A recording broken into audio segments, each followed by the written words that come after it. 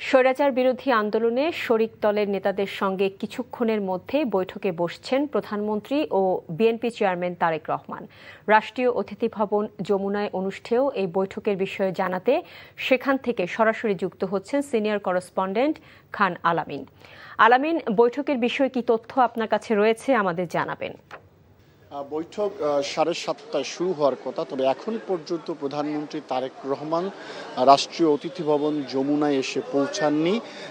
এর মাঝে আমরা দেখেছি যাদেরকে দাওয়াত করা হয়েছে যুগপৎ আন্দোলনে, যারা দীর্ঘদিন একসাথে কাঁধে কাঁধ রেখে লড়াই করেছেন ফ্যাসিবাদ বিরোধী শেখ হাসিনা পতন আন্দোলনে, তাদের অনেক নেতাই এই যমুনায় এসে উপস্থিত হয়েছেন। পাশাপাশি বিএনপিরও সিনিয়র নেতাদের মধ্যে বেশ কয়েকজন এরই মধ্যে বৈঠকে অংশ নেওয়ার জন্য উপস্থিত হয়েছেন, যার মধ্যে আমরা দেখেছি স্বরাষ্ট্রমন্ত্রী সালাউদ্দিন আহমেদকে।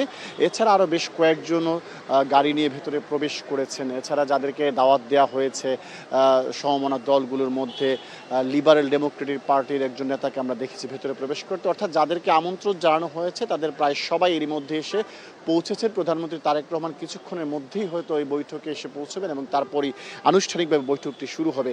আমরা যদি বলে রাখি যে জাতীয় নির্বাচনের আগেও কিন্তু এই সমমনা যে 42টি রাজনৈতিক নিবন্ধিত এবং অনিবন্ধিত দল ছিল তাদেরকে সাথে নিয়ে কিন্তু রাষ্ট্র গড়ার যে পরিকল্পনা, সেই পরিকল্পনার কথা প্রধানমন্ত্রী তারেক রহমান জানিয়েছিলেন। এবং যেহেতু সরকার গঠনের 5 মাস পেরিয়ে গেছে, তাদের সাথে আর কোনো ধরনের আনুষ্ঠানিকভাবে বৈঠক হয়নি, সেজন্যই দীর্ঘ 5 মাস পর এসে তাদের সাথে একটি আনুষ্ঠানিক বৈঠকে মিলিত হতে যাচ্ছেন আমরা শুনতে পেরেছি। এমন যে এই বৈঠকের মাধ্যমে তাদের সাথে সম্পর্কে যে সুদৃঢ় ঐক্য সেটি আরও পুনর্ব্যক্ত করা হবে। পাশাপাশি ভবিষ্যতের রাজনৈতিক রূপরেখা কি হতে পারে এবং ফ্যাসিবাদ যাতে মাথাচাড়া দিয়ে না উঠতে পারে বাংলাদেশের মাটিতে, আর সেই বিষয়গুলো যাতে নিশ্চিত করা যায় সেই বিষয়গুলো নিয়ে আলোচনা হবে বৈঠকে।